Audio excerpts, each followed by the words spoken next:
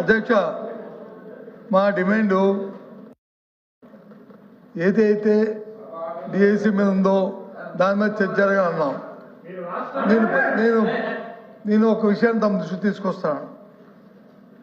ఇది నాకంటే ఇంతకు ముందు అచ్చెన్నాయుడు గారు అగ్రికల్చర్ మినిస్టర్ గారు మాట్లాడారు.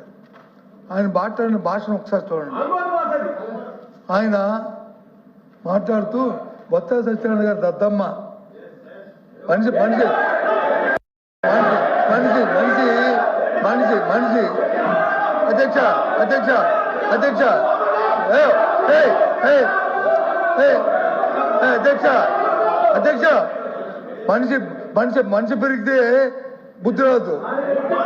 ఎద్దులాగా వచ్చి ఎద్దులాగా తెస్తే మనకి వచ్చి తెలుగుతాడు రావు. భాష బాగోవాలి. ఎవడు దద్దమ్మో ఎవడు అమ్మోతులో ఉన్నాడు ఎవడు పరిపాలన చేస్తాడు, ఏ రైతులు వచ్చి ఎరువులు లేక వస్తున్నారు, ఏ రైతులు ఇబ్బంది పడతారు రాష్ట్రంలో, ఈ దద్దమ్మ వచ్చి తెలుస్తుంది. దయచేసి ఈ భాష మంచిది కాదు.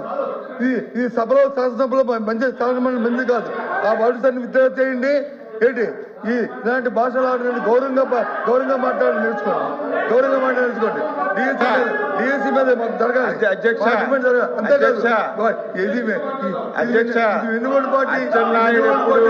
అచ్చెన్నాయుడు ఎప్పుడు అన్పార్లమెంట్ మాట్లాడదు అధ్యక్ష.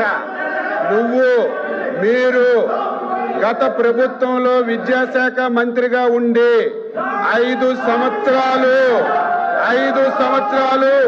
19, 20, 21, 22, 23, 24 అని 5 సంవత్సరాలు లక్షల మంది యువకులను అధ్యక్ష